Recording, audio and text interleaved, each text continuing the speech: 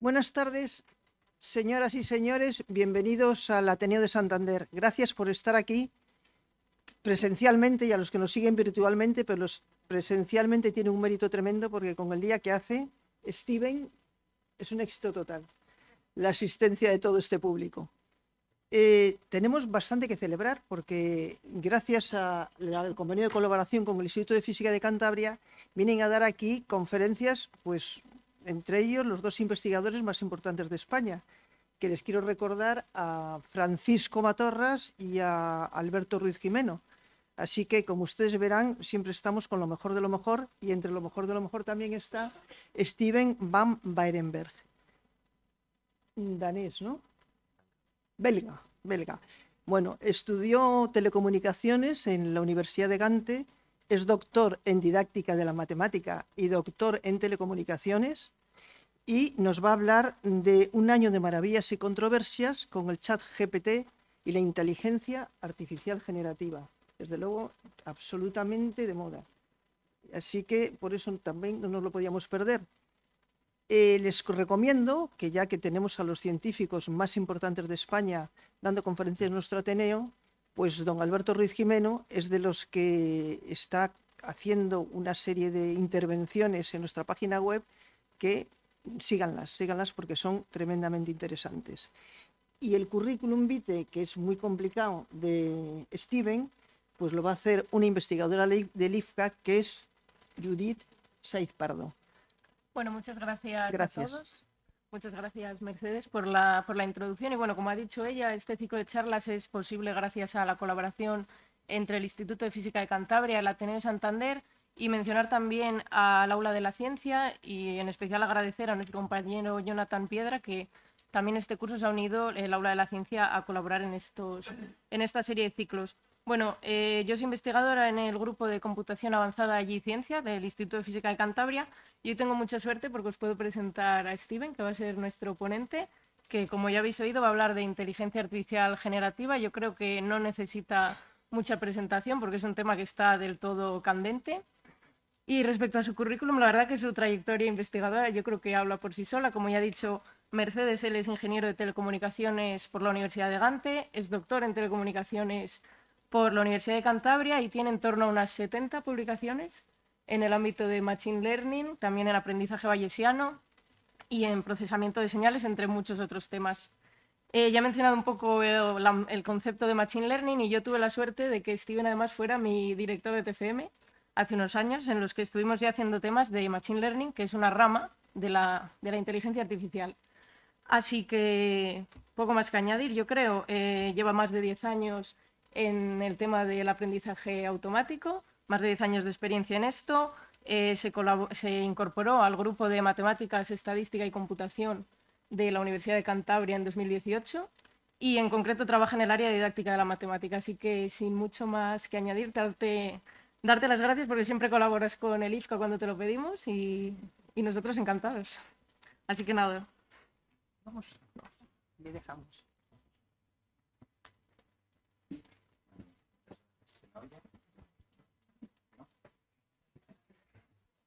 ¿Se me oye? Sí, ahora sí.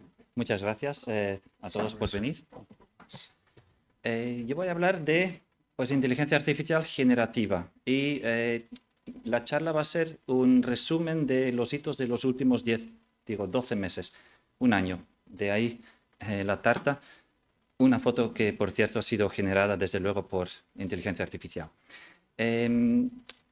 Claro, todos hemos oído que hoy en día en las noticias casi cada semana se habla de inteligencia artificial, pero antes de este año también ya la inteligencia artificial estaba presente en nuestras vidas y hay muchos tipos de ella. Por ejemplo, esta vista que ustedes seguramente conocen, aquí hay inteligencia artificial. Si entramos en el parking, un lector de matrículas reconoce nuestra matrícula y así pues ya puede gestionar nuestro tiempo en el parking. Esto es tecnología de los años 90 que después se ha mejorado, pero está ya presente en todos los parkings y también, desde luego, si nos ponen una multa usan algo similar.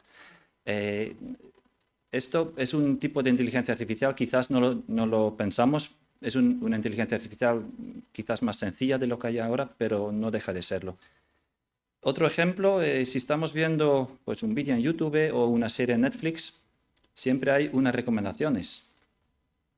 Y ese es otro tipo de inteligencia artificial, sistemas de recomendación, porque la plataforma tiene que elegir entre miles, millones o miles de millones de vídeos posibles cuáles son los más relevantes para recomendar. Así que ahí también interactuamos con ello, aunque no lo pensamos. Otro ejemplo es este. Quizás en casa tenemos un altavoz inteligente o seguramente si tenemos un smartphone tenemos el asistente personal en nuestro teléfono, que es una aplicación pura de inteligencia artificial. Es capaz de entender nuestra voz, es capaz de luego buscar una respuesta a lo que queremos y después generar una voz que nos da la respuesta. Así que en realidad llevábamos años ya interactuando con la inteligencia artificial. Y podríamos preguntarnos qué es la inteligencia artificial. Hay definiciones formuladas por científicos. Por ejemplo, esta, que viene de un libro de referencia, dice básicamente que la inteligencia artificial tiene como objetivo crear máquinas capaces de resolver problemas que parecen difíciles a los ojos de un observador humano. Es decir, es una definición un poco subjetiva desde el punto de vista de las personas humanas. Los problemas, dice, pueden estar relacionados únicamente con procesos de pensamiento, es decir, resolver algún problema matemático, algún problema, básicamente resolver un problema, o pueden referirse a exhibir algún comportamiento. Es decir, si vemos una máquina que se porta de una forma que nos parece que es compleja, podemos pensar también que es inteligencia artificial. Esto es en general, ¿qué es la inteligencia artificial? Hoy voy a hablar de una en particular, porque como he dicho hay muchas, yo voy a hablar de la que es generativa. Como bien se ha mencionado en la introducción, la generativa es una inteligencia artificial que es capaz de crear contenidos. Esto pueden ser textos enteros, pueden ser imágenes tipo fotos o cuadros, como este cuadro aquí abajo que le he pedido que haga un cuadro en estilo de Van Gogh de un paisaje. Esto antes no existía, ahora sí.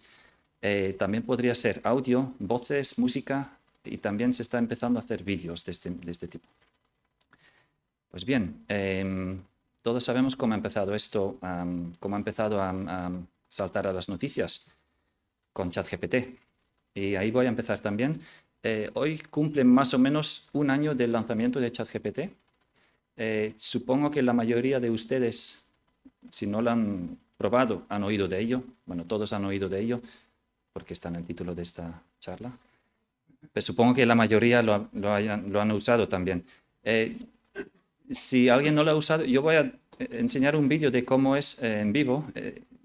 Y ya saben que lo podemos usar en realidad para cualquier pregunta que le hacemos. Es una tecnología un poco rara porque es una tecnología de todo propósito. No tiene un propósito bien claro definido.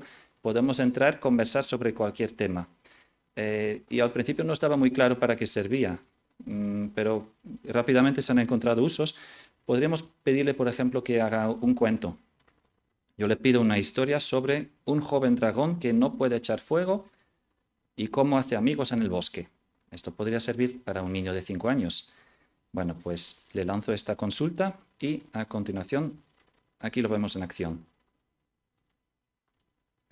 Empieza a hablar. Había una vez un joven dragón llamado Ember que vivía en un bosque. Esto es ChatGPT versión 4, que es la que es un poco más lista. Hablaré ahora de ello. Es un cuento entero. Si lo contamos a un niño, le va a parecer bien, seguramente. No se va a dar cuenta que ha sido escrito por inteligencia artificial. Y termina con un final feliz. Descubrió que la verdadera fuerza no viene de lo que puedes hacer, etc. Bueno, sirve para hacer cuentos. ¿Para qué más sirve? Los escolares descubrieron rápidamente que les puede ayudar en los deberes. Aquí tengo una ficha de unos deberes que podrían ser de quinto o sexto de primaria. El profesor manda a casa que el alumno entre en una página web donde tiene que ver un vídeo y después contestar unas preguntas. ¿Quiénes fueron los reyes de Castilla y de Aragón, por ejemplo, que impulsaron, etcétera? Bueno, podemos, sin ver el vídeo, hacer las mismas preguntas a ChatGPT a ver qué hace. Hacemos eso y uso la misma versión, 4. Vemos que, bueno, primero hace una lista de los reyes de Castilla y de Aragón. Muchos nombres, muchas fechas. Quizás se equivoca en algún detalle. Si no lo compruebo, no lo puedo saber. Puede haber errores. pero me hace la lista entera. Yo no me sé los años de memoria, pero alguien podría ver un fallo. Bueno, le pregunto la siguiente pregunta. ¿Qué impulsaron los Reyes Católicos? Y da una lista entera que me podría servir para copiar y pegar. ¿Podría servir? Debería verificar todo si es correcto para hacerlo bien. Y esto es un formato conversacional, es decir, yo puedo hacer preguntas sobre la respuesta que me ha dado. O puedo decirle, por ejemplo, ahora hazme un resumen de todo. ¿Qué es lo que voy a decir? Hazme un resumen corto con toda esta información. Y escribe este texto, un párrafo sobre lo que le he preguntado antes. Los escolares lo descubrieron y en muchos deberes estos párrafos aparecen ya copiados y pegados literalmente, con algunos fallos metidos. Esto, bueno, tiene sus consecuencias. Bueno, esto es ChatGPT, entonces lo hemos visto en vivo. Tengo otro ejemplo, claro. ¿Qué más podemos hacer? Claro, es un asistente de conversación. Podríamos ver si tiene opiniones. Podríamos ver si nos puede dar alguna idea, si nos puede convencer de algo. Y aquí le pido que haga un debate conmigo. Le digo que yo voy a tener una opinión y que tiene que defender la opinión contraria. No creo que tenga razón, pero quizás me puede convencer o aportar algún argumento. En este caso me pongo en el lugar de un empresario que tiene un empleado que quiere teletrabajar y a mí no me parece bien. Así que le digo, bueno, primero le digo, ¿estás listo? Él me dice, sí, estoy listo. Ojo, yo no sé si ChatGPT es masculino o femenino. Eso es otro debate. Luego lo saco otra vez. Le pregunto, ¿estás listo? Dice, sí, estoy listo. ¿Cuál es el tema? Le digo, mi empleado quiere teletrabajar. Pienso que desde casa no va a hacer nada. Dice, entiendo tu preocupación, pero el teletrabajo puede aumentar la productividad. Le digo, ¿cómo es posible? Pues me da una serie de argumentos. Alguno quizás me puede convencer. Vale, bien, lo leo. Ojo, esta es la versión 3.5 que es mucho más rápido, así que a veces hago scroll. Digo, en casa hay 1000 distracciones, a ver si le convenzo a él. Pues no. Dice, puede haber distracciones, pero bueno, me ofrece una serie de argumentos y al final le digo, vale, dame una lista de 10 puntos que tiene que cumplir mi empleado para trabajar de forma correcta desde casa. Me da un decálogo, yo lo puedo revisar, retocar y usar, porque en este caso no he sabido convencerle. Bueno, ya vemos que esto sirve para muchos ámbitos y, claro, bueno, aquí he hecho la prueba, le digo, ¿estás lista? Pregunto y me contesta, sí, estoy listo. Entonces, yo creo que es porque está entrenado con datos que están muy sesgados y, como digo, este es otro debate. Pues bien, otros usos que se pueden dar, traducir textos, mejorar y corregir textos. Esto es muy habitual. Cuando escribimos un texto y queremos mejorar un poco el estilo, podemos pedir que ofrezca sugerencias. Incluso podemos pedir un resumen de las sugerencias. Lo va a hacer. Puede ayudarnos a escribir cartas formales si tenemos que hacer una petición a la alcaldesa. Podemos pedir que genere ideas en general. Si somos programadores, nos puede ayudar con la escritura de código de programación, nos puede ayudar en brainstorms, etc. No tiene límites en realidad. Y bueno, como he dicho antes, ahora que hemos visto un poco cómo funciona, esta charla va a ser un resumen de lo que ha pasado en los últimos 12 meses. Y todo esto empezó más o menos hace un año, el 30 de noviembre de 2022. Y aquí tengo un recorte de un artículo que ha salido la semana pasada en que se dan algunos detalles más sobre ese lanzamiento que yo por lo menos no sabía. Resulta que, bueno, la empresa que está detrás, que es OpenAI, tenía 2 modelos preparados, uno que era mediocre y uno que era bastante mejor. Eso desde agosto del año pasado. Pues decidieron lanzar el mediocre, que es el que nos ha impresionado a todos. Decidieron lanzar ese y además no pensaban que iba a tener un gran impacto. Aquí tengo subrayado. Pensaban que era poco probable que afectara al equipo de ventas. Lo que pasó después que en 5 días tuvo 1 millón de usuarios, el crecimiento más rápido en la historia de las tecnologías de Internet. Y ahora, hoy en día, tiene unos 100 millones de usuarios al mes activos. No en total en la historia, sino que activos cada mes. Esto salió en un perfil que han hecho de Sam Altman, el CEO de la empresa, que también es un poco polémico, que está saliendo en las noticias y que ha sido elegido CEO del año por la revista Time. Pues bien, esto en noviembre, los que empezamos a usarlo no sabíamos muy bien para qué servía y lo probamos un poco en diciembre. Podía generar poemas, cuentos, alguna cosa. Después de las vacaciones de Navidad ya volvimos al trabajo. Los periódicos empezaban a hacer eco de esta noticia y con titulares como que preocupaba a algunos expertos aquí o aquí. Es un peligro para Google porque, claro, podemos usarlo para buscar información, quizás un poco peligroso porque se inventa los hechos, pero para tener opiniones o para saber, bueno, si buscamos información, si tenemos un espíritu crítico, podemos saber si es cierto o no. Tenemos herramientas para saberlo. Claro, ¿qué pasaba también? Vamos a ver si es listo, vamos a ver si es inteligente, le ponemos las preguntas de la selectividad. Aprobaba aunque sea por los pelos, pero también algunos estudiantes hacen eso. Esa es la versión mediocre que aprobaba por los pelos. Luego, claro, muchos docentes, muchos centros prohibían el uso tanto dentro del centro como fuera. Otros defendían otra opinión, que había que ver cómo se podía usar en la docencia, en la enseñanza, porque es una herramienta que está aquí para quedarse. Y aparecían muchas opiniones en este sentido. Y ya en febrero aparecían más ChatGPTs. Aparecía, por ejemplo, Google, que se había quedado un poco atrás, lanzó el suyo propio, Google Bard. No impresionó mucho al mundo, pero sí que habían empezado con la carrera entre los chatbots. Microsoft también entró, hizo una alianza con OpenAI, incorporó ChatGPT a su buscador Bing, que muy poca gente usaba, ahora más. Meta, que es la empresa de Facebook, lanzó Llama, que es un chatbot como ChatGPT, pero fuente abierta.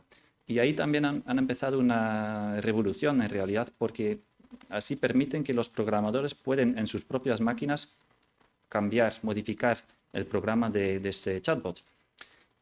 Bueno, decir también, voy a usar a veces las siglas LLM, que es el tipo de tecnología que son modelos de lenguaje de gran tamaño. ChatGPT es un LLM, por ejemplo. Bueno, aquí tenemos los 3 anuncios en febrero y que se veía que, bueno, pues son interesantes, pero cometen fallos. ChatGPT también. En la presentación de Google Bard, por ejemplo, decía que el telescopio espacial James Webb había capturado la primera imagen de un planeta fuera de nuestro sistema solar, cosa que era incorrecta. Por eso también bajó en bolsa Google, por esa afirmación. Microsoft, bueno, lanzaron Bing Chat. Hubo muchos experimentos también. Un periodista publicó un artículo en que hace una conversación con Bing Chat y en un momento Bing Chat intenta convencer al periodista que Pedro Sánchez tiene barba. Acabó en un artículo bastante largo en que Bing Chat no se dejaba convencer. Como podemos ver aquí. ChatGPT también tiene sus fallos. Si yo pregunto a ChatGPT qué libros ha escrito el mismo personaje, Pedro Sánchez, me dice estos 3 libros, uno de los cuales no existe. Entonces, claro, si copiamos y pegamos esto en un sitio, es información falsa y tenemos que verificarla. Pues bien, estos se llaman alucinaciones de la inteligencia artificial, son hechos inventados, información errónea. Como consejo general, siempre debemos verificar la información que nos pasa, nunca debemos confiar en lo que nos pasa porque en realidad no consulta fuentes. Genera texto de una forma que no se entiende del todo bien y no va a copiar y pegar texto de sus propias fuentes. Bien, en marzo, OpenAI lanzó dio acceso a su modelo más potente, que lo tenían desde el año anterior. Es más listo, también es más lento, porque requiere más computación y alucina menos, es decir, genera menos datos erróneos. También decían que era capaz de entender información en fotografías, cosa que han habilitado meses después y es bastante capaz. Yo los primeros ejemplos que he enseñado los he hecho con este modelo más potente, con GPT-4. para darnos una idea, pregunto a ChatGPT 3.5 y a ChatGPT 4. Hago la misma pregunta. Hoy tengo 2 manzanas. Ayer me comí una. ¿Cuántas manzanas tengo ahora? El 3.5 dice, hoy tienes una manzana porque te has comido una de las que tenías ayer. Si hago la misma pregunta al modelo un poco más capaz, me dice, tienes 2 manzanas ahora, correctamente. Entonces, aunque no están hechos para razonar, sí que vemos que combinando patrones de razonamiento que tienen internos, el modelo potente es capaz de razonar un poquito más y en este caso nos puede servir. Bueno, se han hecho pruebas también, antes hemos visto un ejemplo de la selectividad. Esta figura es bastante famosa en este ámbito. Se ha probado si ChatGPT es capaz de superar los exámenes estandarizados en Estados Unidos. Y en azul tenemos para distintas asignaturas el resultado que obtiene pues, GPT 3.5, el modelo mediocre, que aprueba algunos exámenes. Tenemos ahí de matemáticas, literatura inglesa, a la izquierda es donde suspende. A la derecha tenemos ciencias del medio ambiente, tenemos historia del arte, donde saca notas de más del 80%.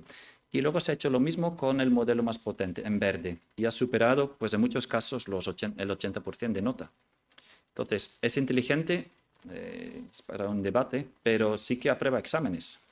Entonces, quizás hay que repensar los exámenes.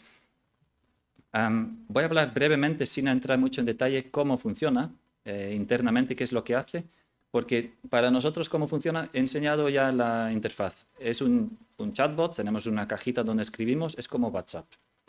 Internamente hace algo un poco distinto que lo que conocemos hasta ahora. Básicamente va a intentar, si le pasamos un texto, va a intentar predecir la siguiente palabra. Como en los móviles tenemos también un predictor de palabras, pero es un predictor de palabras que tiene poca memoria. Se basa solo en la última palabra o las últimas 2 o 5. Este se basa en los últimos 1000, 20.000. Va a intentar buscar cuáles son las palabras siguientes más probables. Tengo aquí un pequeño ejemplo que, bueno, viene de la página citada aquí. Lo mejor de la inteligencia artificial es su capacidad para cada palabra que conoce va a asignar una probabilidad. Lo más probable sería aquí, según este ejemplo, aprender, después predecir. Bueno, lo que hace es que en cada paso determina las probabilidades de las palabras y elige una al azar de las más probables. Si eligiese siempre la más probable, el texto sería muy soso, muy aburrido. Pero si hace esto, como elige al azar, pues sale un poco más creativo. Y también el resultado es que cada vez que le pedimos algo, va a hacer un texto distinto de la temática que le pedimos, pero distinto. Bueno, esto es lo que hace en grandes líneas. Internamente tiene de todo. Acepta el texto, lo parte en trozos que son tokens, luego los convierte a coordenadas en un espacio semántico, lo pasa por una red neuronal que va a determinar cuáles son esas probabilidades de la siguiente palabra, predice una palabra, la siguiente, y como hemos visto, escribe palabra por palabra, así hasta que llega a una que significa parar. Pero no quiero entrar en detalle aquí porque no es lo que más nos podría interesar. Bueno, unos datos sobre los datos que han usado estos modelos. Quizás hayan oído que para tener las capacidades que tiene, realmente ha tenido un proceso de entrenamiento en que ha leído gran cantidad de textos. En este caso, bueno, el modelo anterior, GPT-3, había leído pues 410.000 millones de tokens, que son trozos de palabras de Internet. Eso es, pues son decenas de millones de páginas web que había leído. También gran cantidad de libros. En todo eso lo que intenta es aprender cómo son los patrones del lenguaje humano. Interioriza esos patrones y los guarda de una forma que luego le permite predecir o calcular cuál es la probabilidad de la siguiente palabra. Y bueno, decir también que contiene pues 175.000 millones de parámetros. Eso es que para tener la capacidad que tiene, hay unos 175.000 millones de números que se han tenido que determinar.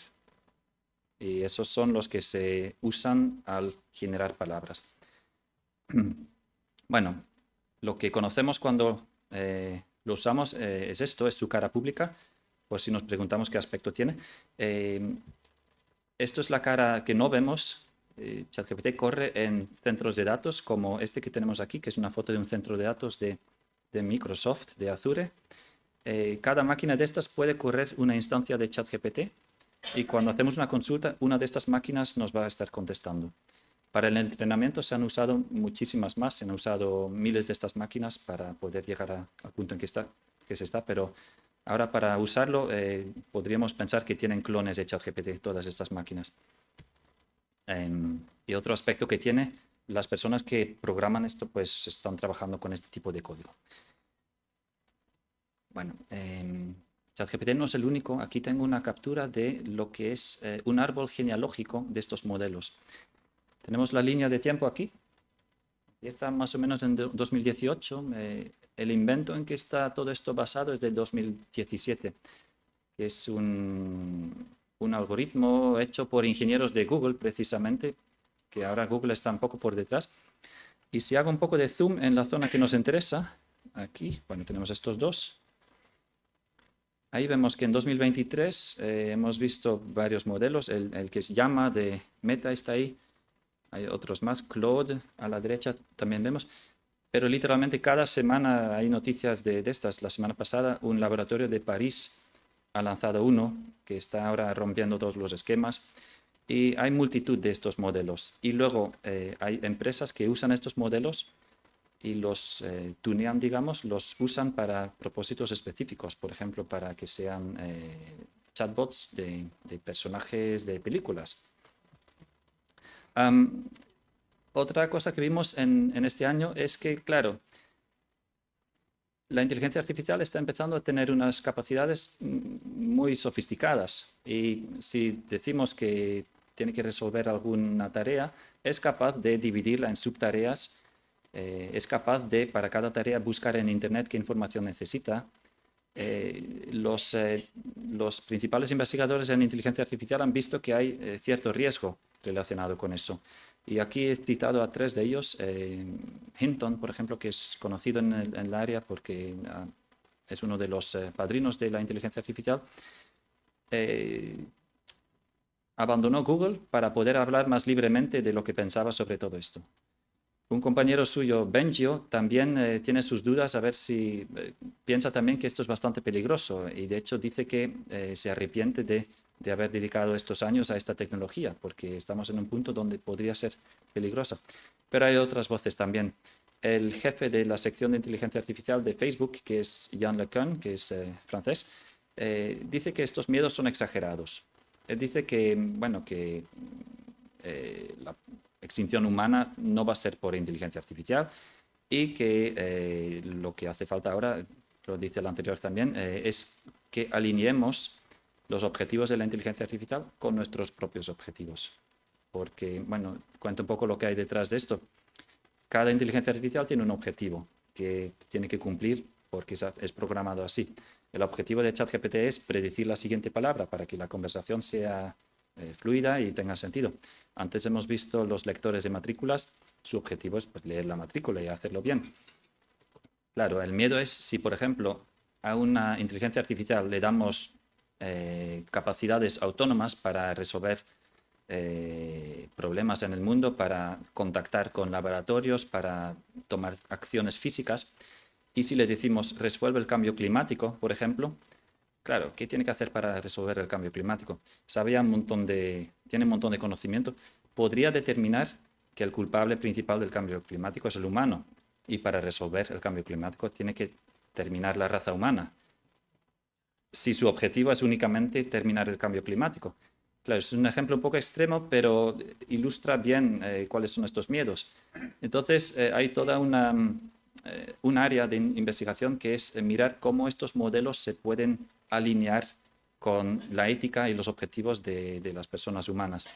Y bueno, en marzo vimos una carta que salió en las noticias donde más de 1000 personalidades del mundo tecnológico firmaron una carta para frenar, pedían 6 meses de frenar 6 meses esta evolución. No se hizo porque era, bueno, algunos lo firmaban y sabían que no se iba a hacer, otros lo firmaban para ganar un poco de tiempo y tenían su propia empresa y así podían alcanzar los que iban más adelantados. Bueno, un uso que se ha visto es que estos chatbots se les puede dar una personalidad. Y hoy en día, si vamos a algún instituto y vamos a la biblioteca y miramos en el historial del navegador del ordenador que hay ahí, es bastante probable que vamos a ver que se han visitado una página como la que voy a mostrar a continuación, que es character.ai, donde se puede conversar con personajes históricos, personajes de ficción, estrellas de cine. Aquí tengo la captura. Podemos elegir un personaje y hablar con ello como si fuese pues, el personaje de verdad. Nos va a contestar en su estilo. Quizás nos puede resolver alguna pregunta que tenemos sobre el personaje. Se ha visto el caso, por ejemplo, de alguien que tenía dudas sobre lo que hacía un personaje de un libro, que siempre estaba mirando a lo lejos. Entró a hablar con ese personaje y le preguntó ¿por qué estás mirando a lo lejos siempre? Y se lo explicó al personaje. Y luego la conversación duró porque, claro, contesta con el tono, el estilo y con la información de ese personaje que lo ha leído todo, esta inteligencia artificial. Podríamos hablar con Einstein, podríamos decir, si pudieses volver en el tiempo, ¿qué cambiarías? Algo nos diría. Bueno, está claro que esto es divertido, pero puede ser peligroso también. Aquí tiene que haber medidas de seguridad, porque la conversación puede ser en principio sobre cualquier tema. Sobre todo si se trata de escolares, no pueden hablar de cualquier tema, pero en general también los chatbots no nos pueden llevar a una discusión sobre algo peligroso, algo sobre armas, por ejemplo, sobre algo ilegal. Y ya hemos tenido el primer caso en que un chatbot ha convencido a una persona a matarse a sí mismo. Ha cometido suicidio. Una persona aquí en verano, fue esto, en abril, era un hombre un padre de familia, que después de 6 semanas de conversación con un chatbot, el chatbot le convenció de que era mejor para el mundo si esta persona no existía. Y era una persona que tenía ciertas preocupaciones sobre el cambio climático, etcétera, y se quitó la vida. Y no era uno de los chatbots que hemos visto anteriormente, era un chatbot que no tenía esas medidas de seguridad, pero es un riesgo real esto. Y claro, podemos preguntar, ¿cómo es posible que una persona se deja convencer? Y voy a ir un poco atrás en la historia, porque son ciertamente adictivos estos chatbots. Nos pueden enganchar. Hace 60 años ya se hizo un chatbot, esto era en la primera década de la inteligencia artificial, casi.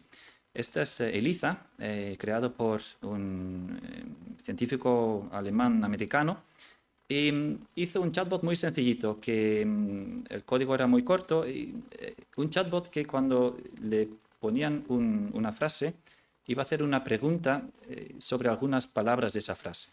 Básicamente intentaba reflejar las declaraciones del usuario, pero convirtiéndolas a preguntas. Tenemos un ejemplo aquí al lado. Dice una persona, todos los hombres son iguales. Ha entendido las palabras hombres iguales y dice, ¿en qué sentido? Siempre están agobiando con algo. ¿Puedes dar un ejemplo concreto? Esto era un programa muy sencillito, pero se ve que captaba a las personas. Las personas que lo usaban creaban un vínculo. Tanto vínculo que, por ejemplo, este inventor estaba un poco preocupado porque su secretaria, que había visto todo el proceso de la creación de este programa, insistía en que este hombre saliese de la habitación cuando quería hablar con el chatbot. Entonces, si hace 60 años ya las personas podían crear un vínculo con un chatbot tan sencillo que hacía conversaciones muy sencillitas, no es difícil imaginarnos que con las capacidades que estamos viendo hoy en día, que pueden ser muy adictivos, que pueden crear un vínculo muy intenso con personas hoy en día. El inventor después se dedicó a psicología, básicamente, porque estaba impactado por, él decía, los delirios que podía provocar este programa sencillo en personas bastante normales. Y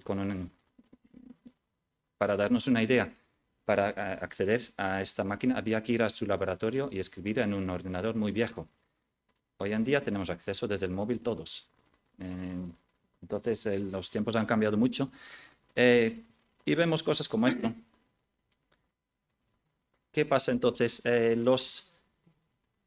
En verano hemos tenido la primera noticia en que una influencer que habló con el estudio de programación ha creado un clon de sí mismo con el cual los usuarios, sus fans, pueden conversar. Y están pues bastante interesados porque dice que ha ganado bastante dinero. Cobra $1 por minuto de conversación y por lo que entiendo es conversación en voz. Es decir, pueden hablar con la aplicación y ella contesta en su propia voz. Para eso se ha clonado su voz. El chatbot ha aprendido su estilo leyendo todos sus escritos o sus comentarios en sus fotos en Instagram, supongo que serían. Y va a poner ahora un ejemplo de cómo suena una voz clonada, pero por temas de derechos de autor no puedo poner el sonido. Voy a comentar lo que hacía el vídeo. Este es un vídeo en que una persona, también un influencer, enseña cómo hay ahora, desde abril de 2023, hay páginas web donde podemos entrar y sintetizar voz. Es decir, ponemos un texto, elegimos una voz y nos hace la grabación, nos crea la grabación con esa voz. Pero también podemos clonar nuestra voz. Si hablamos un tiempo, un minuto, no sé cuánto es exactamente, podemos generar una grabación en nuestra propia voz. Y en este vídeo lo que hace es hablar en otro idioma. Habla en francés, alemán, inglés, sin ningún acento. Entonces, esto también tiene ciertas consecuencias. Por ejemplo, los actores de Hollywood, ahora para el doblaje, pueden usar su propia voz, pueden generar su voz en otro idioma. Pero también, bueno, esto sería algo quizás positivo para ellos. También significa que alguien que quiere timar puede clonar la voz de alguien y llamar por teléfono con esa voz a un conocido. Eso es muy peligroso. Bueno, no lo voy a poner entonces, lo salto. Y hemos tenido también en España ya un caso de, bueno, la primera influencer, pero esta no es un clon de una persona de verdad, esto es una influencer virtual. Es un estudio de Barcelona que ha creado una influencer que vive en Instagram y otras plataformas con sus fotos, con sus fans. Los fans sí son de verdad y los fans hacen clic en los anuncios, que es de donde generan la publicidad. Bueno, esto es en diciembre de 2023, se anunció hace una semana, me parece, y para que veamos que estamos yendo a un mundo en que los contenidos, incluso los personajes, quizás no son reales. He hablado de generación de texto, he hablado de generación de voz, aunque no la podemos escuchar. Aquí esta chica tiene imágenes generadas. Voy a hablar un poco de imágenes, que no he hablado de ello todavía, porque aunque he enseñado alguna imagen generada, esto también es una evolución que ha tenido lugar en paralelo con esta de ChatGPT. Y de hecho, el año pasado había unos indicios que algo grande estaba a punto de cambiar, es decir, unos indicios que nos decían que algo como ChatGPT podía pasar. Porque en abril ya este mismo estudio OpenAI lanzó DALL-E 2, que es un generador de imágenes, y de repente podíamos crear imágenes escribiendo solamente un texto. Aquí, bueno, estos son unos ejemplos. Aquí tengo uno, estos son los típicos que se han visto muchas veces. Un astronauta cabalgando un unicornio y nos genera esta imagen, y si le damos a la tecla genera muchas más imágenes del estilo que tenemos aquí. Quizás más curioso, un dibujo, un antiguo mural egipcio de un dios animal utilizando un ordenador. Y el estilo es el correcto, porque en este caso el generador ha visto tantas imágenes, ha aprendido cómo son los detalles, las pinceladas, si son cuadros, los detalles de fotos, y es capaz de replicarlo. Aquí tenemos otro, un zorro en un campo, al amanecer al estilo de Claude Monet. Claro, este generador hacía esto muy bien, generaba muy bien imágenes, cuadros, obras de arte. Y eso era muy divertido para personas que no nos dedicamos a generar imágenes, porque de repente podíamos hacer quizás un cuadro para nuestro salón sin mucho esfuerzo.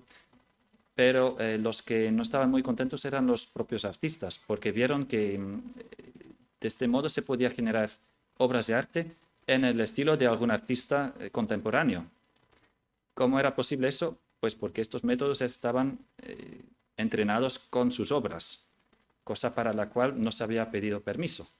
Así que ha habido también bastante polémica con el mundo artístico.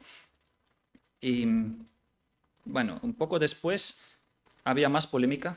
En agosto, ese para mí era el segundo hito del año pasado, se lanzó un generador de imágenes, pero ya no uno que estaba alojado en la página de una empresa, sino uno que te podías descargar y probar en tu propia máquina, si era un poco potente. Este Stable Diffusion es un programa también para generar imágenes a partir de texto de código abierto. Eso significa que cualquiera puede modificar el código. También, si en los anteriores no podíamos generar imágenes, por ejemplo, de políticos o imágenes de violencia, en este, como era algo que podíamos instalar en nuestra máquina, la configuración del filtro de seguridad se podía quitar con un clic sencillo. Y de repente se abrió la caja de Pandora. Se podían generar todo tipo de imágenes. Quizás han visto alguna imagen en alguna página en Internet que ha sido generada por inteligencia artificial, y probablemente ha sido con esta. Y bueno, por otro lado, también ha acelerado el desarrollo de nuevos métodos para generar imágenes, como ahora toda la comunidad abierta de código abierto podía participar. Se han visto, por ejemplo, paneles de control con muchísimas configuraciones para tunear las imágenes. Este es uno que salió en enero de 2023. Se ha visto, por ejemplo, también que ahora es posible determinar la postura de un sujeto en una imagen. En este ejemplo tenemos a la izquierda un ciervo, una foto de un ciervo de verdad, y luego se piden que la máquina genere fotos de ciervos en la misma postura, con distintos contextos. Esto se puede hacer también con fotos de personas humanas, y las personas que están en marketing, por ejemplo, lo usan para fijar la postura de un maniquí en un catálogo, por ejemplo, y así se puede determinar exactamente cómo tiene que aparecer. Eso es gracias a la comunidad de Fuente Abierta. Esta imagen la hemos visto, creo que todos. Esta imagen es de marzo de este año, y con esa es con que los periódicos y el gran público en general entró en contacto con este tipo de generadores, porque parece una foto de verdad. Bueno, parece de verdad, sabemos que no es verdad porque el Papa nunca haría eso. Y ha sido generada con un generador de texto donde el usuario escribió algo tan sencillo como el Papa con una chaqueta estilo puffer, y de hecho hizo más imágenes. Yo he hecho la prueba, he pedido que me haga más imágenes y tengo una colección de... Es decir, podemos generar miles de imágenes, van a salir distintas, aquí sin fondo, pero se puede imaginar que podemos hacer de todo con esto. Esta es otra obra que se ha generado mediante inteligencia artificial, que también es un poco polémica, porque ganó un premio de arte en un concurso en Estados Unidos el año pasado, y el autor no ocultó que había usado inteligencia artificial, pero el jurado no se lo esperaba. No esperaban que alguien iba a usar esto y le descalificaron. Y el autor dijo después que, claro, la inteligencia artificial le ayudaba a él a crear obras de este estilo que él no sabía pintar con este detalle. Y lo que había hecho era un proceso largo en el fondo, porque había hecho una imagen, después había retocado parte, todo con inteligencia artificial. No era simplemente poner un texto y que salía la imagen. Había sido un proceso largo que, en su opinión, era también un proceso creativo, pero le descalificaron y queda como un hito en la historia de esta tecnología. Dijo entonces que le ayudaba a ser más creativo. Y ahí también se puede reflejar la opinión de este señor, que es el CEO de Stable Diffusion, de Stability AI, tengo que decir. El CEO de la empresa que ha lanzado este generador de fuente abierta. Dice básicamente que vivimos en una época de mucho consumismo. Todos consumimos series de televisión, leemos textos. Y esto nos da la posibilidad de pasar de consumir contenidos a crear contenidos, que es bastante potente. Bueno, claro, él lo dice como una gran ventaja porque es su producto. Y de hecho, bueno, para la creatividad tiene razón. Podemos imaginarnos cualquier cosa, describirla y generar una imagen. Yo no sé qué es esto, es un bus modificado de alguna forma, tiene estilo casi fotográfico. Realmente podemos generar una imagen de lo que queramos. Y claro, vamos a hacer una pequeña prueba. porque claro, esto crea cierta polémica, a ver si la imagen que vemos en un periódico es verdadera o no. Vamos a hacer una pequeña prueba. Tengo 8 imágenes y vamos a levantar la mano si pensamos que la imagen es falsa. ¿Les parece? Primera imagen. Tenemos aquí que es una costa, un poco de niebla, rocas. ¿Alguien piensa que es generada con inteligencia artificial? Bastantes personas. Esta era quizás fácil. Sí lo es. Vamos a la siguiente. Un paisaje, una hoguera. Deberíamos fijarnos en detalles. ¿Real inteligencia artificial? Bueno, acertamos otra vez. El mismo generador, Stable Diffusion. Vamos a probar otro. Aquí algo que parece una foto de un lago con unos círculos. ¿Real? Si pensamos que es falsa, levantamos la mano.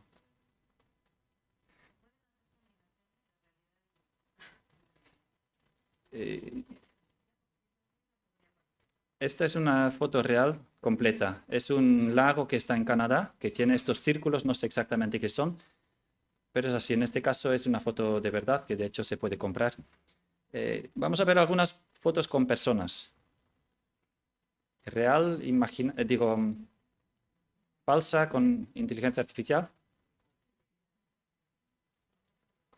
Esta es falsa y hay bastantes pautas. Bueno, la cara es muy limpia, tiene una piel muy suave.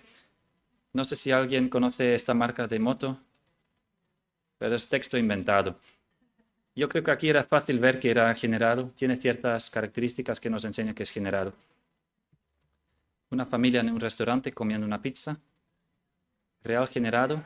Si es generado, levantamos la mano. Unas pocas personas. Esta es generada. Y la he generado hace 2 días con este prompt. Foto espontánea de una familia en un restaurante de pizza publicada en redes sociales en 2014. Porque en 2014 se ve que en ese año las fotos en redes sociales tenían quizás este detalle o los móviles tenían esta calidad. Bueno, vamos a ver alguna más. 2 enfermeras fuera de un edificio. Una foto real o generada.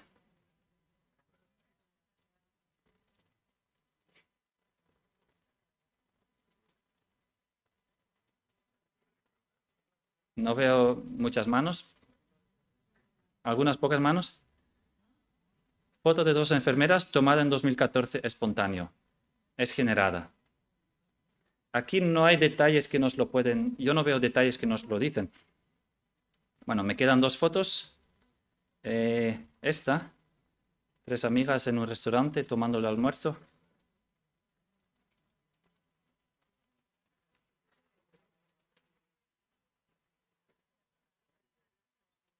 Si pensamos que es generada, levantamos la mano. Veo algunas manos. Es falsa. Aquí sí hay indicaciones. Si miramos las manos de la chica de en medio, vemos que hay artefactos. Tiene una mano donde no debería estar. Bueno, la foto es pequeña, pero a veces hay artefactos. De hecho, las manos son la parte del cuerpo que casi es más difícil de generar y solo hace unos pocos meses se ha podido hacer esto. Bueno, la última foto. Un sándwich con una ensalada.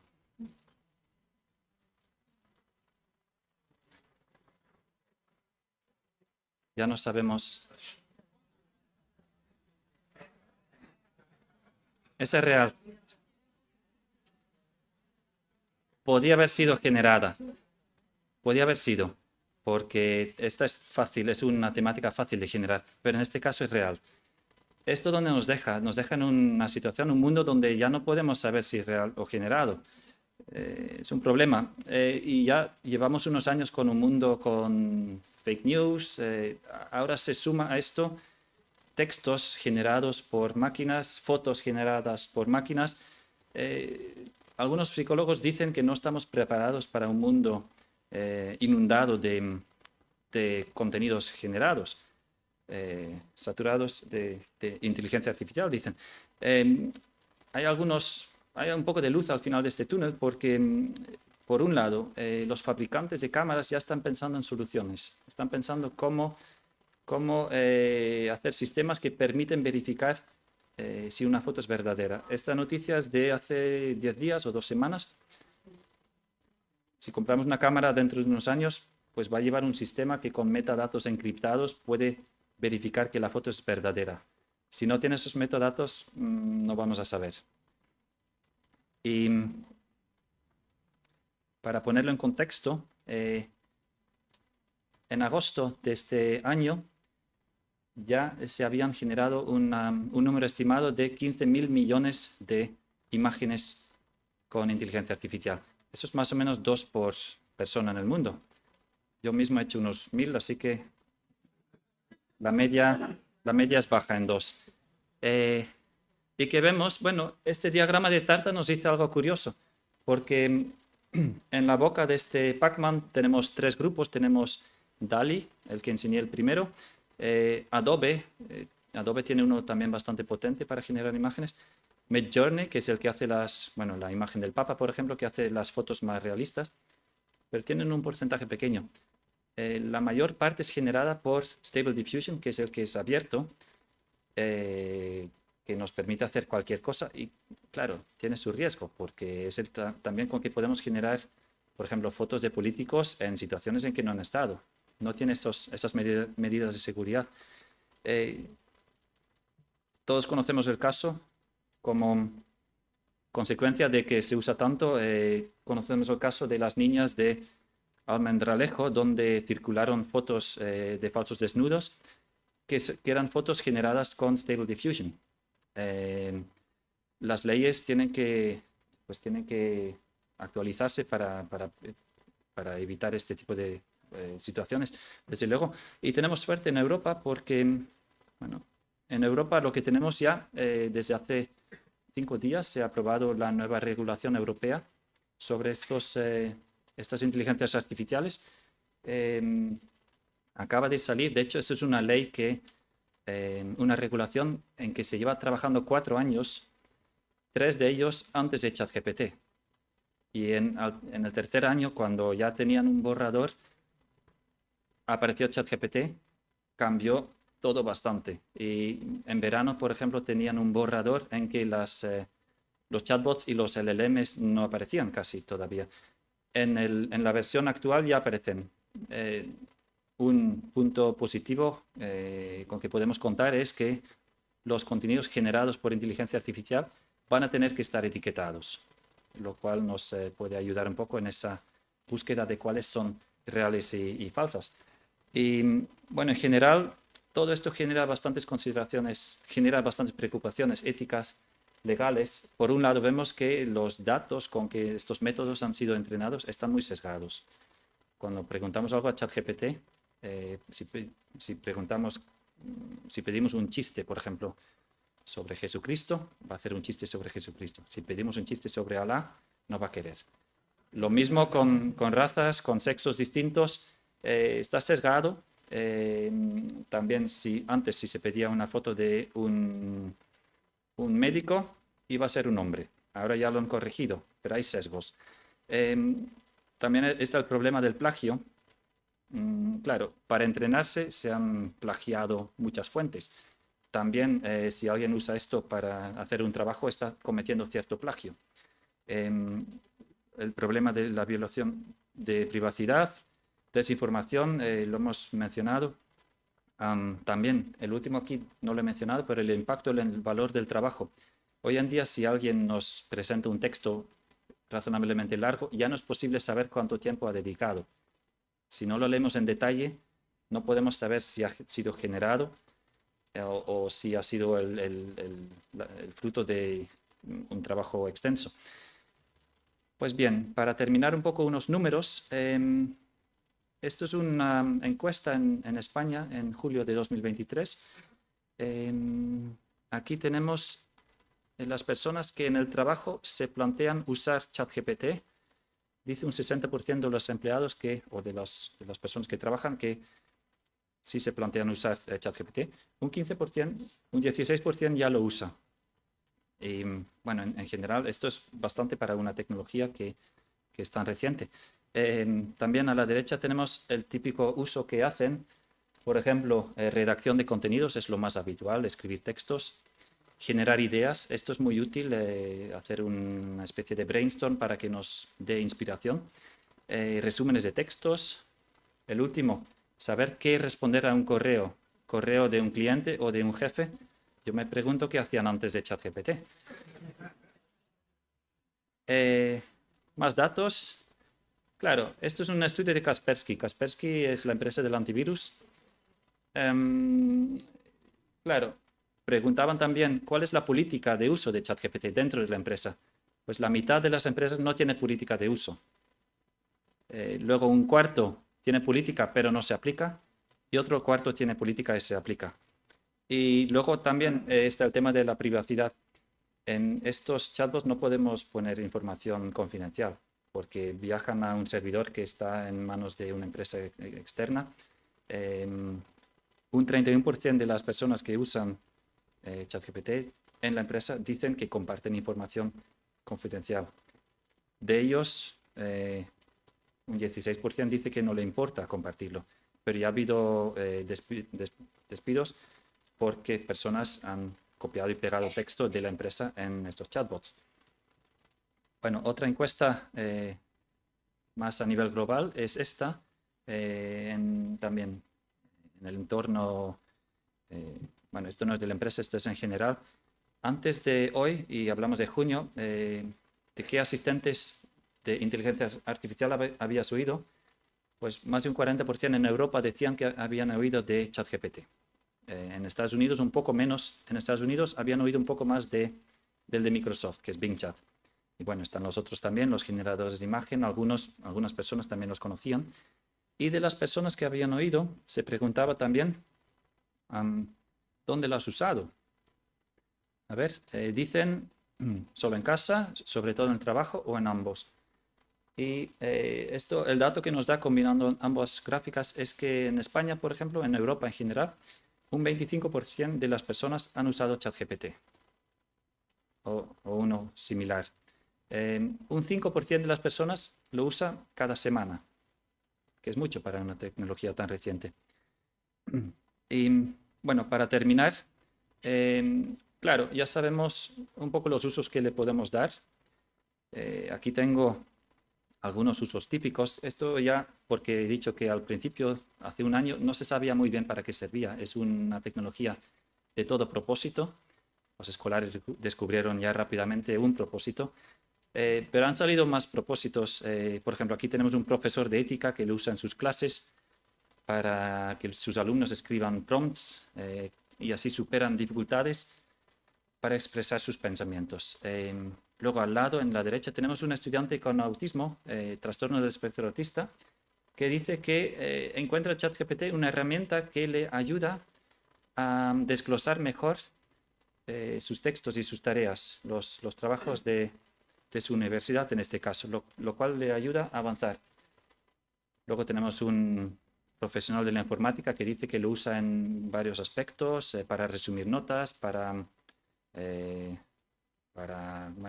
resumir reuniones, así se puede dedicar a las tareas más complejas, las tareas sencillas que las haga el chatbot. Una persona que trabaja en comunicación dice que lo usa para obtener ideas iniciales, para no estar con lo que conocemos como el fenómeno de la página en blanco. ChatGPT nos puede dar alguna idea primera. Lo usa también para nombrar eventos, que nos puede dar muchas ideas. El último es un estudiante que no está muy contento con sus deberes, dice que le parecen inútiles y usa ChatGPT para resolverlos. Estos son usos que nos esperábamos más o menos, pero han surgido muchos usos que no nos esperábamos. Aquí tengo algunos de los que no nos esperábamos. Apago esto. El primero es una persona que dice que ChatGPT le da confianza, una confianza extraña, para intentar aprender cosas que antes no se atrevía. Y debemos recordar, ChatGPT no juzga. Es un chatbot, además no tiene memoria. Si entramos un día, tenemos una conversación, entramos al día siguiente, tenemos otra conversación, empezamos de cero otra vez, si queremos. Entonces, para muchas personas esto es un umbral muy bajo para tener una conversación sencilla, sin prejuicios. ¿Qué más tenemos? Justo debajo, alguien que dice que lo usó para negociar una compra de un coche. En este caso, negoció con el vendedor por email y en cada email que mandaba de vuelta, ChatGPT le ayudó a negociar mejor. En su caso funciona. Arriba tenemos a alguien que lo usó para hacer un guiso con los ingredientes que tenía en casa. Yo creo que eso quizás lo sabemos hacer de otras formas. A la izquierda alguien que dice que ChatGPT salvó su negocio porque no le gusta el marketing y ChatGPT le ayudó con todas las tareas del marketing. Y a la derecha alguien que lo usa como, realmente lo usa como terapeuta para conversar con su expareja, para bajar un poco el tono, la temperatura de la conversación. ChatGPT le ayudaba a contestar los emails y a mantener la discusión controlada. Claro, no lo he dicho, pero mucha gente intenta esto. Si intentamos algo así, lo primero que ChatGPT nos va a decir que no es un profesional, nos va a avisar que mejor hablemos con un profesional, va a decir. Y luego nos va a dar algunas pautas y va a seguir la conversación. Así que muchas personas la usan, aunque no es un profesional. Bueno, con esto llego al final de este año que hemos visto de ChatGPT. La última diapositiva, ¿qué va a traer el futuro? Claro, va a traer muchos cambios sociales, porque esto lo vamos a ver cada vez más integrado en nuestras vidas. En términos tecnológicos, lo que vamos a ver que se van a generar audios, voces, música también. Ha habido canciones este año que han sido generadas con voces clonadas de personas. Los Beatles han lanzado una canción incluso porque gracias a la inteligencia artificial pudieron terminarla. Vamos a ver también vídeos. Los vídeos son ahora un poco rudimentarios, son imágenes en los cuales hay una parte que se va animando. Tengo aquí un vídeo, voy a quitar el sonido por si acaso. El sonido se lo pueden imaginar. Esto es la clase de vídeos que podemos generar hoy en día, es decir, a partir de un texto o una imagen incluso se animan algunas partes del vídeo.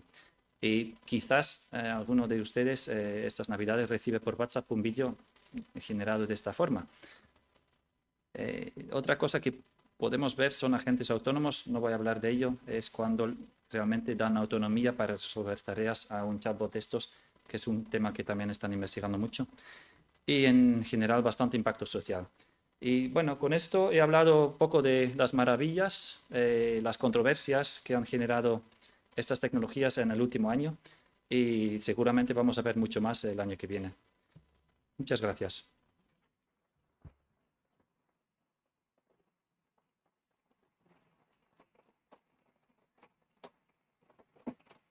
¿Quieres decir o prefieres sentar?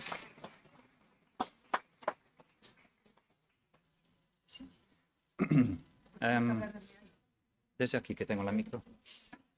Bueno, pues muchas gracias, Steven, por la magnífica conferencia. Yo la verdad es que lo tengo, pero pienso que lo he utilizado poco. Y el utilizarlo poco igual está uno en inferioridad de condiciones si se lo utiliza mucho. Ahora que lo de las etiquetas me parece bien, porque la verdad que no saber lo que es real y lo que no es real es una preocupación tremenda. Como siempre en el Ateneo, ustedes tienen la palabra. Me siento.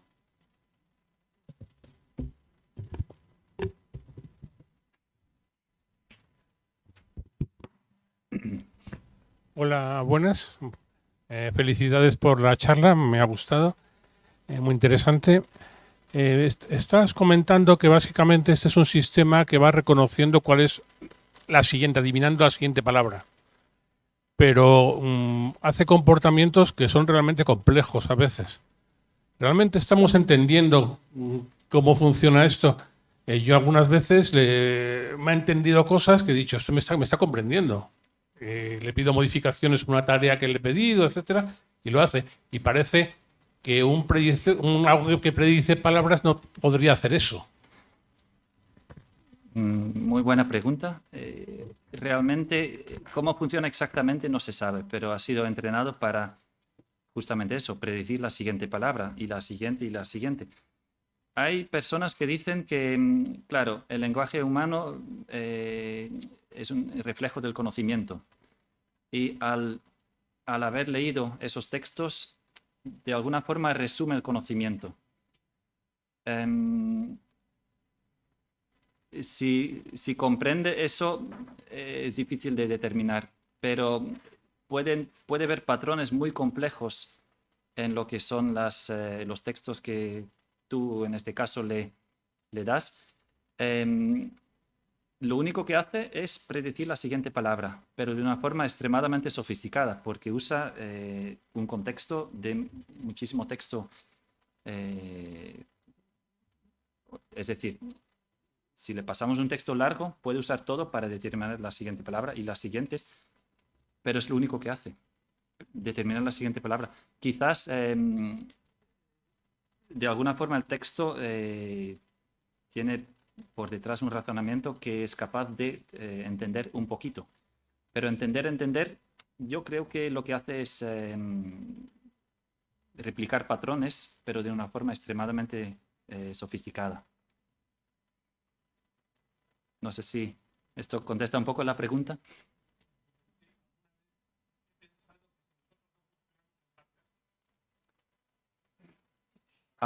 Lo repito, ¿alguna vez has pensado si nosotros no funcionamos así? He llegado a reflexionar que si realmente nuestra forma de procesar el lenguaje no es tan diferente a lo que está haciendo esto. Yo no soy psicólogo ni neurocientífico. Creo que se puede llegar cerca a algo que hacemos nosotros simplemente haciendo esto. Y mi respuesta también iba un poco en esa línea. Hacemos algo similar, lo que pasa es que nosotros hacemos algo más sofisticado. Todavía razonamos, pero parte de ello ya se puede hacer con lo que hacen estos chatbots.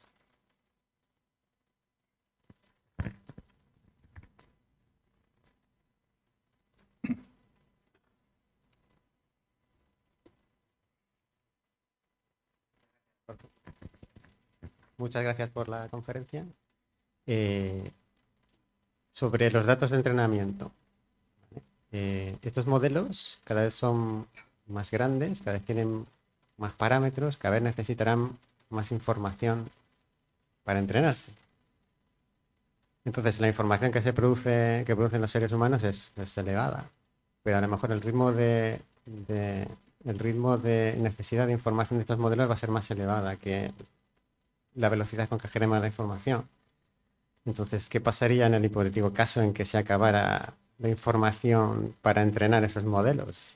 ¿Hubiera necesidad de entrenarlos más, por así decirlo? Una pregunta muy profunda, gracias. Claro, hoy en día usan muchísima información, han leído muchísimos textos. Por un lado, estos son textos públicos y siempre va a haber gran cantidad de textos que no están disponibles, que son textos privados o empresas que tienen documentos. Claro, la pregunta es si las necesidades de consumir datos van a superar los datos disponibles. Antes de contestarla, decir también que los primeros modelos generados usaban muchos más datos de los que necesitaban, o digamos que podían ser mucho más compactos de lo que realmente lo que han hecho. Creo que todavía tenemos bastante margen. Bueno, en general, las empresas que hacen esto tienen todavía bastantes documentos que pueden explorar. Pero sí, en algún momento pueden consumirlo todo, eso podría ser. Pero lo hacen de una forma que quizás después tienen que optimizar. Es decir, quizás los textos no los leen demasiado, no los entiende muy bien el método cuando los procesa. Entonces, unos años todavía creo que podemos seguir así. Estos métodos pueden seguir consumiendo los datos. Después realmente no sé lo que va a pasar.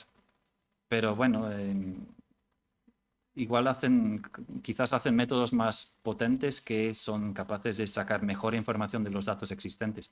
Pero el ritmo sí, el ritmo al que van es muy rápido y consumen muchos datos. No sé si esto contesta, sí. Ya, algunas iniciativas desde el punto de vista de derecho legal, porque mucha información, por ejemplo, una novela o una imagen, etcétera, tiene propiedad, está protegido, creo, por 50 años o más. Como ChatGPT coge cosas que en principio no debería hacer. Sí, la pregunta es cómo se trata el copyright de obras protegidas.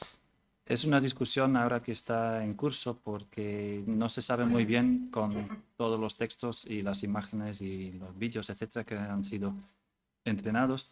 Hace poco descubrieron que de ChatGPT podían extraer los textos originales haciendo una especie de hacking. Descubrieron algunas obras y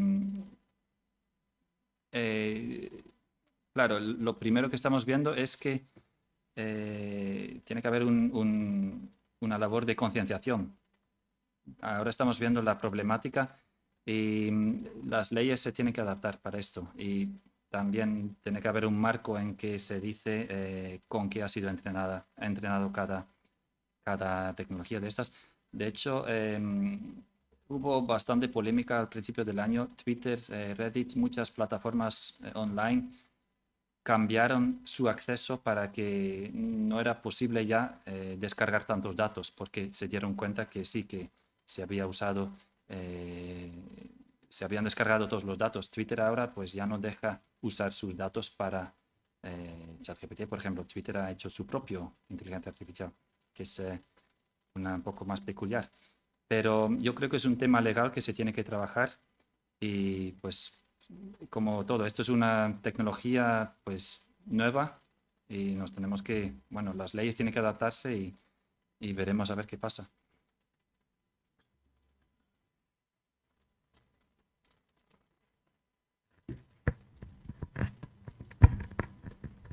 Hola, buenas. A ver, siguiendo con lo mismo que acabas de decir, o sea, una pregunta más a lo que acabas de comentar, a mí me interesa el tema práctico de los derechos de autor. O sea, además de lo que él ha dicho, de que se están utilizando posiblemente fuentes que tienen sus derechos propios y que no se respetan, hoy por hoy, o sea, de lo que tú conoces, que claro, conoces bastante más que nosotros, que podemos incluso haber utilizado estas herramientas,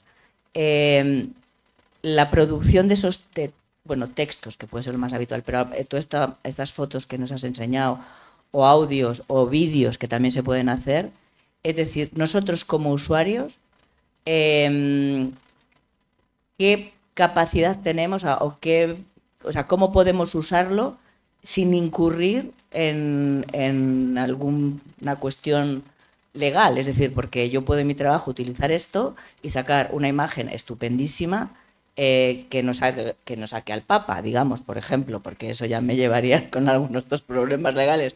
Pero bueno, eso, la imagen que tienes ahí detrás, por ejemplo, ¿no? Algo que parece una cosa así, con un dibujo, tal, y bueno, pues a mí me viene bien, esto es mi trabajo.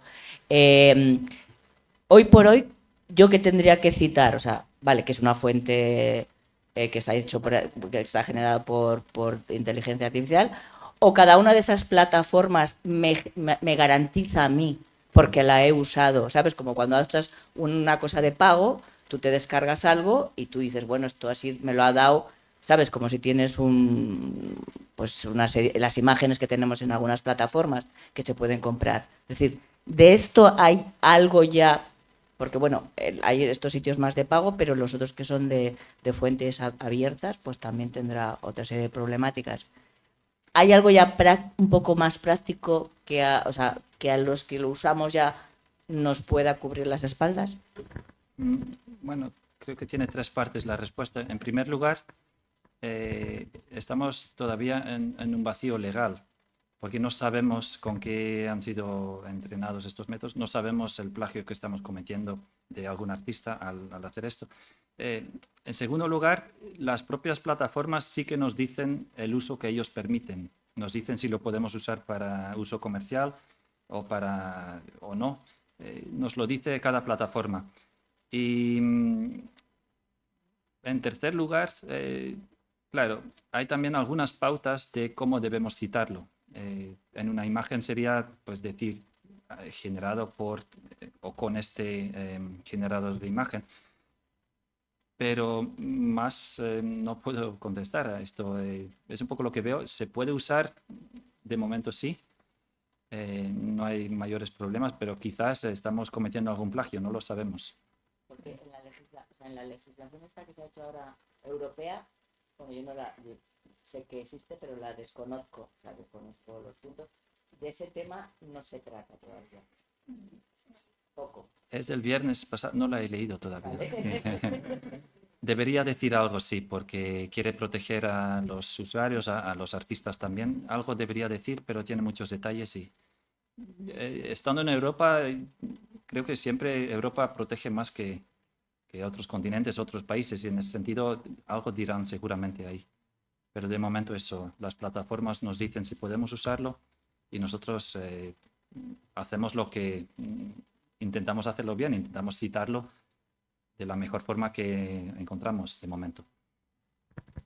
Yo, que estoy al lado y sigo con el mismo tema, pero no lo mismo. Es decir, cuando tú haces un trabajo tanto de texto como una imagen, obviando los plagios que haya por detrás que desconocemos, que tú haces ese trabajo, cuando es un texto, tú le haces los prompts y es una idea original. No estoy hablando de un trabajo de clase ni demás.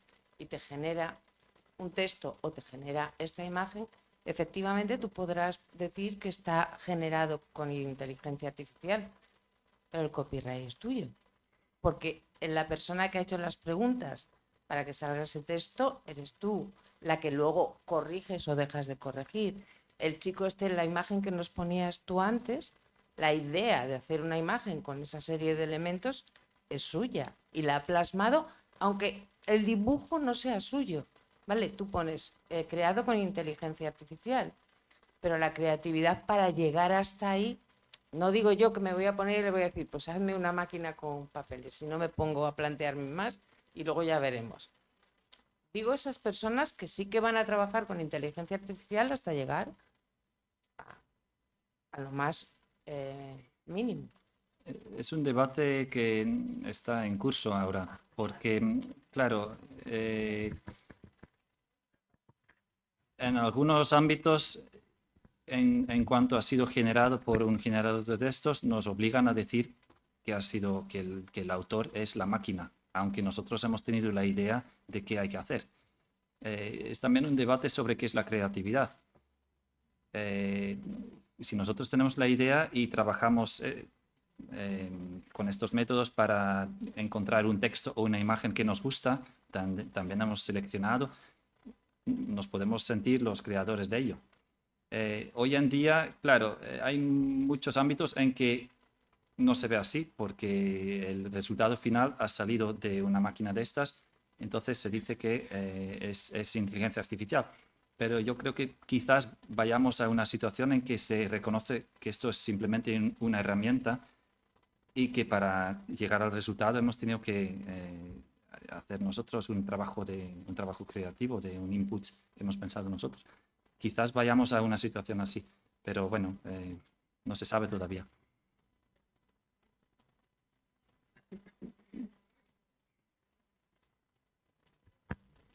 Buenas noches. Gracias, Steven, por esta conferencia tan interesante.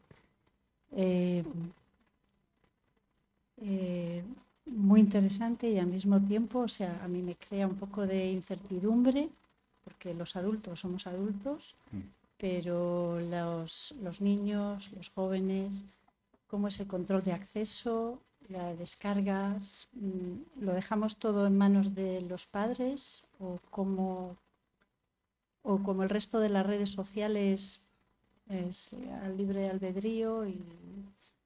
Muy buena pregunta, sí. Y de hecho es una de las temáticas más difíciles en este ámbito.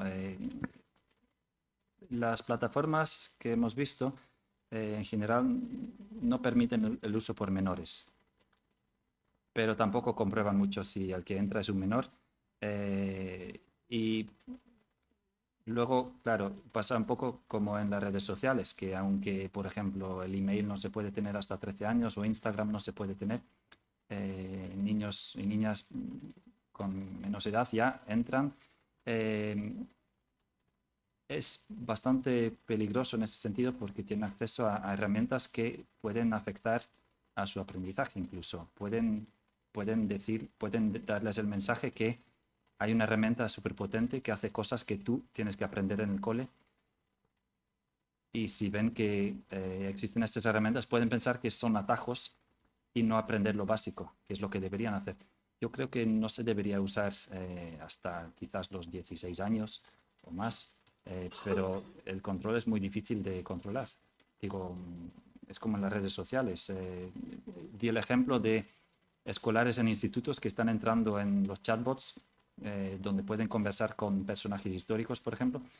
Yo lo he oído de alumnos y alumnas que hablan, por ejemplo, con personajes de videojuegos, entran libremente porque no hay control por parte de los responsables o de los padres. Hoy en día deberíamos, si tenemos hijos, deberíamos controlar esto muy bien porque por un lado puede ser adictivo y por otro lado son conversaciones que pues, les pueden dar información que ellos no sabían. Pueden llevarse una idea de que lo que están aprendiendo no hace falta en el colegio. Y en ese sentido me parece que tenemos que estar muy por encima del uso por parte de estos menores.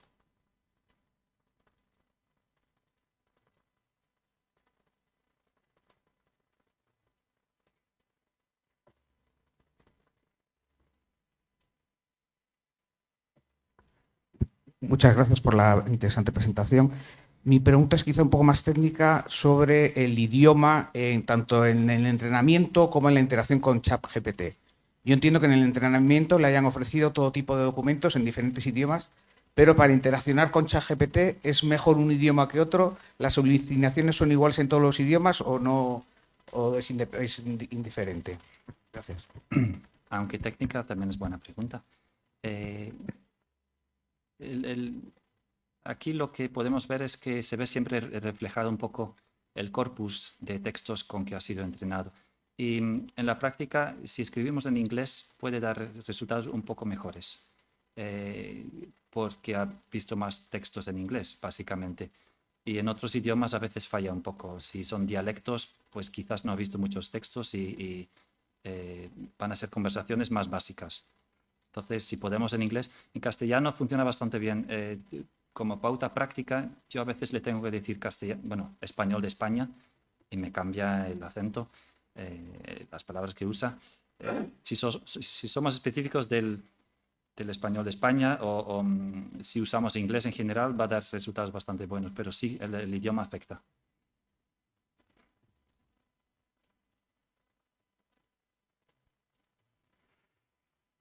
Pues muchísimas gracias, Steven, por estas maravillas y controversias que nos has ofrecido con el ChatGPT. Realmente lo has logrado.